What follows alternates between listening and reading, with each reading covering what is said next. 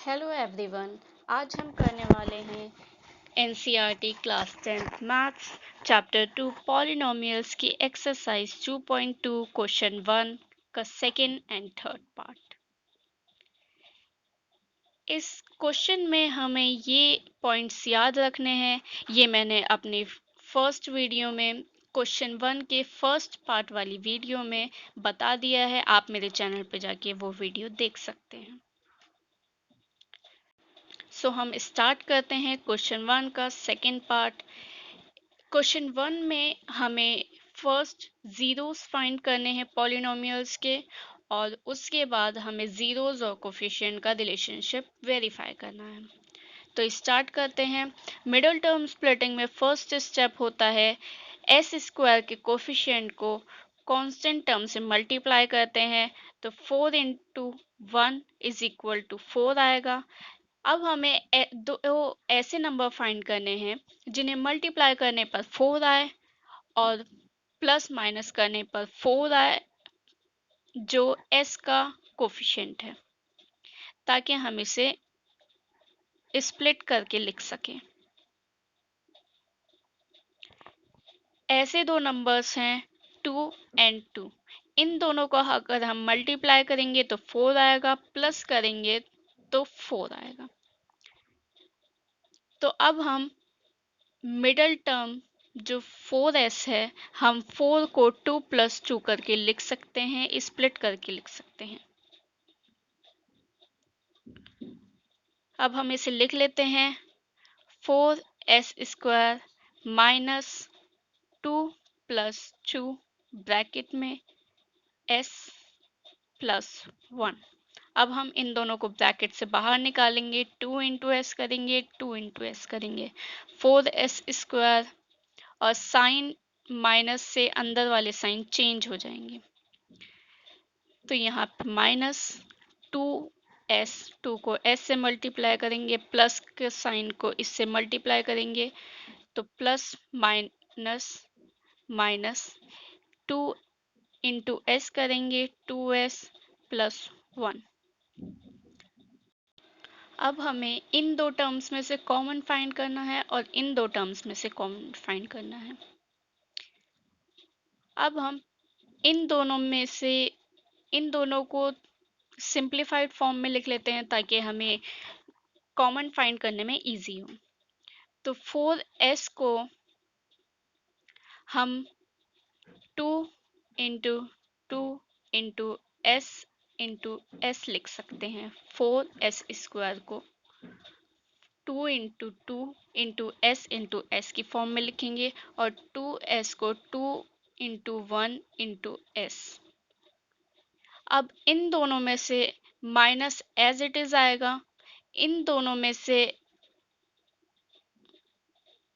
Minus as it is आएगा, और इन दोनों इसमें और इन दोनों में जो कॉमन है वो है 2 एंड s। तो 2s बाहर लिखेंगे, 2s बाहर लिखेंगे। अब जो बचा है इसमें बचा है 2 और s, तो 2s माइनस यहाँ पर बचा है 1, तो यहाँ पे आएगा 1। 2s - 1 ब्रैकेट में रह गए और 2s जो कॉमन था इन दोनों में वो हमने बाहर लिख दिया। तो हम इसे लिख लेते हैं 2s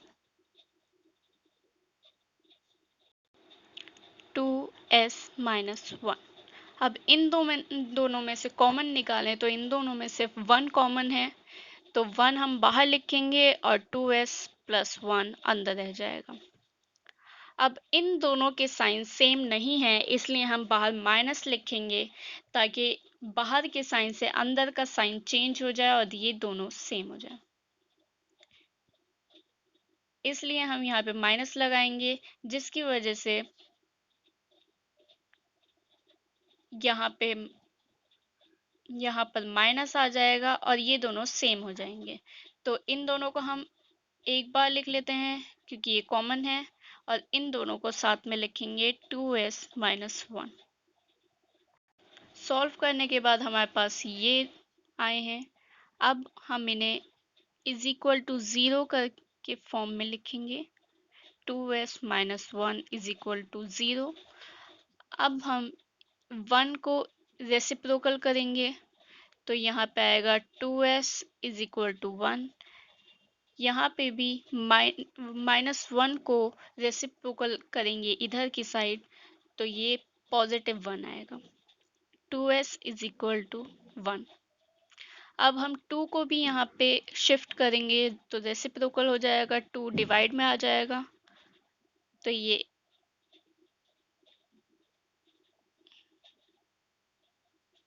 ये आएगा s इज इक्वल टू 1/2 और यहाँ पर भी आएगा s इज इक्वल टू 1/2। तो हमारी जो दो जीरोज आए हैं वो हैं 1/2 एंड 1/2। अब हमने ये कर लिया है तो हम जीरोज और कोफिशिएंट का वेरिफिकेशन करेंगे।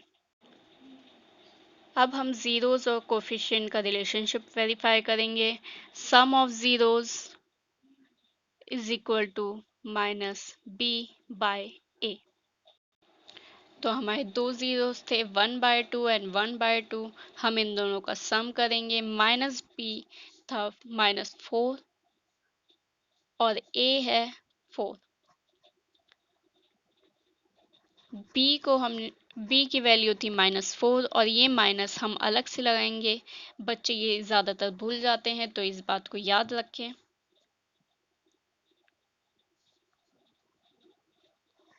अब हम इसका एलसीएम लेंगे तो यहाँ पे आएगा 2, यहाँ पर आएगा 2 और 1 + 1। यहाँ पे माइनस माइनस प्लस हो जाएगा तो यहाँ पर आएगा 4/4।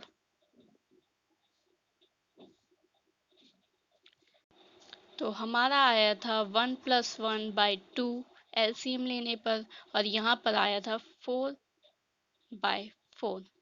अब यहाँ पे इन दोनों को प्लस करेंगे तो यहाँ पर आएगा 2/2, यहाँ पर आएगा 4/4। इनको कट करेंगे तो यहाँ पर आएगा 1, यहाँ पे कट करेंगे तो यहाँ पर आएगा 1। तो ये 1 इज इक्वल टू 1 है। इसका मतलब sum of zeros is equal to -b/a। ये वेरीफाई हो गया है। अब हम ये वेरीफाई करेंगे कि product of zeros is equal to c/a होता है या नहीं। तो product of zeros is equal to c/a। Product of zeros थे हमारे 1/2 और 1/2। इन दोनों का मल्टीप्लिकेशन करेंगे हम। c की वैल्यू है 1, a की वैल्यू है 4। इन दोनों को मल्टीप्लाई करेंगे तो 1 2 2 4। ये दोनों इक्वल आ गए। इसका मतलब product of zeros is equal to c/a। ये वेरीफाई हो गया है। तो हमने रिलेशनशिप जीरोज और कोफिशिएंट का वेरीफाई कर दिया है। तो अब हम थर्ड क्वेश्चन की तरफ पढ़ते हैं। हमने सेकेंड क्वेश्चन पूरा सॉल्व कर लिया है। अब हम थर्ड क्वेश्चन करेंगे। ये थर्ड पार्ट है 6x² - 3 - 7x। पहले हम इसे ax² plus bx plus c की फॉर्म में लिखेंगे। यहाँ पे c3 है जो मिडल में आ रहा है तो हमें ये लास्ट में करना है और हमें ये नंबर्स शिफ्ट करने के साथ साथ उनके साइन को भी शिफ्ट करना है। तो हम इसे लिख लेते हैं 6x² - 7x। ये bx है तो हमने ये मिडल में रखा है और ये -3x हम यहाँ पे शिफ्ट कर रहे हैं ताकि ये ax² - bx - c की फॉर्म में आ जाए। तो अब हम इसे सॉल्व करेंगे। मिडिल टर्म स्प्लिटिंग में जो फर्स्ट स्टेप होता है वो होता है कि हमें x² के कोफिशिएंट को कांस्टेंट टर्म से मल्टीप्लाई करना होता है। तो हम 6 × 3 करेंगे तो 18 आएगा। अब हमें दो ऐसे नंबर फाइंड करने हैं जिन्हें मल्टीप्लाई करने पर 18 आए और जिन्हें प्लस माइनस करने पर 7 आए जो मिडिल टर्म है, ताकि हम इसे दो नंबर्स में स्प्लिट कर सकें। ऐसे दो नंबर्स हैं 9 और 2। 9 एंड 2 को अगर हम मल्टीप्लाई करेंगे तो 18 आएगा, और अगर 9 माइनस 2 करेंगे तो 7 आएगा। तो अब हम इसे 9 माइनस 2 में स्प्लिट कर सकते हैं। तो हम इसे लिख लेते हैं 6x² माइनस 9 माइनस 2। हमने 7 को 9 माइनस 2 में स्प्लिट कर दिया है, x माइनस 3। अब हम ब्रैकेट सॉल्व करेंगे। 6x² as it is, sign यहाँ पे प्लस का है, यहाँ पे माइनस का है, तो माइनस आ जाएगा। यहाँ पे -9, x से 9 को मल्टीप्लाई करेंगे तो 9x आएगा। माइनस माइनस प्लस होता है तो अंदर का साइन भी चेंज हो जाएगा। x प्लस 2, 2 को x से मल्टीप्लाई करेंगे 2x माइनस 3। अब हमें इन दो टर्म्स में से कॉमन फाइंड करना है और इन दो टर्म्स में से कॉमन फाइंड करना है। कॉमन फाइंड करने के लिए फर्स्ट ऑफ ऑल हम इसे सिंप्लीफाइड फॉर्म में लिखेंगे। 6x² को हम 2 इंटू 3 इंटू x की फॉर्म में लिख सकते हैं, और 9 को हम 3 इंटू 3 इंटू x की फॉर्म में लिख सकते हैं। माइनस यहाँ पे एज इट इज आएगा। अब यहाँ पर x कॉमन है, इन दोनों में x कॉमन है, 3 कॉमन है, तो हम बाहर निकाल लेंगे 3x और अंदर रह जाएगा 2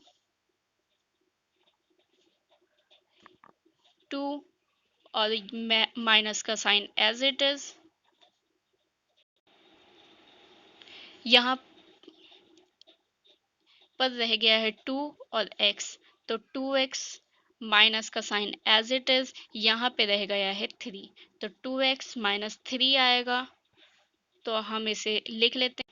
तो अब हमने इन दोनों में कॉमन देख लिया है। कॉमन है 3x 2x माइनस 3। कॉमन निकला है इसमें से 3x, और 2x माइनस 3 अंदर रह जाएगा। इन दोनों में से कॉमन कुछ भी नहीं है, सिर्फ 1 है कॉमन, तो 1 बाहर आएगा और 2x माइनस 3 अंदर। ये इन दोनों के साइन सेम है, इसलिए हम बाहर प्लस लगाएंगे। अगर ये दोनों सेम, इन दोनों के साइन सेम नहीं होते तो हम बाहर माइनस लगाते, ताकि इसका साइन चेंज हो जाए और ये दोनों सेम आए। अब हम इन दोनों को एक बार लिखेंगे, 2x माइनस 3 और 3x प्लस 1, इन दोनों को साथ में लिखेंगे।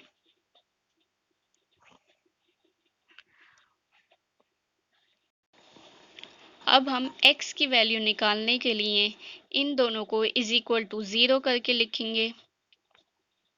2x minus 3 is equal to 0। अब 1 रेसिप्रोकल होके -1 हो जाएगा। 3x इज इक्वल टू -1, यहाँ पे -3 रेसिप्रोकल होके 3 हो जाएगा। अब यहाँ पर 3 रेसिप्रोकल होगा तो ये मल्टीप्लाई से डिवाइड में चला जाएगा,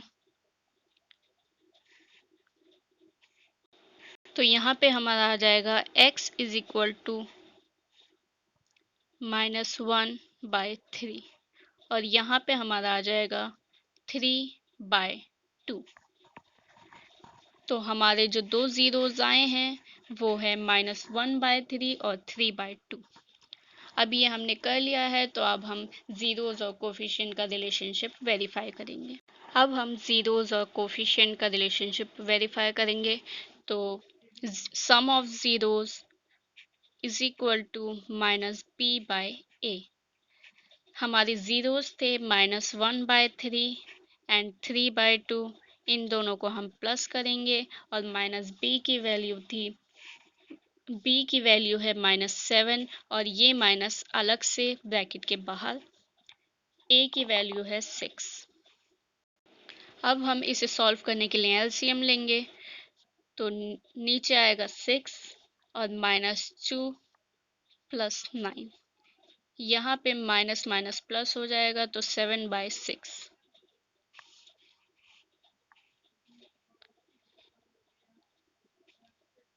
अब हम इसे सॉल्व करेंगे। माइनस प्लस माइनस होता है, 9 माइनस 2 इज इक्वल टू 7/6। अब ये दोनों इक्वल आ गए हैं, तो इसका मतलब है कि sum of zeros is equal to minus b/a होता है। ये वेरीफाई हमने कर दिया है। अब हम ये वेरीफाई करेंगे प्रोडक्ट ऑफ जीरोज c/a के इक्वल होता है या नहीं। तो product of zeros is equal to c/a। हमारे जीरोज थे -1/3 और 3/2। हम इन्हें मल्टीप्लाई करेंगे। c की वैल्यू है -3 और a की वैल्यू है 6।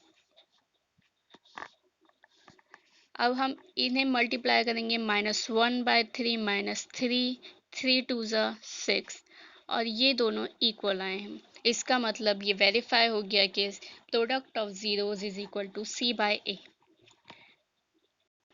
तो हमारा थर्ड पार्ट भी सॉल्व हो गया है। अगर आपको मेरी वीडियो पसंद आई हो तो इसे लाइक करें, शेयर करें और मेरे चैनल को सब्सक्राइब करें।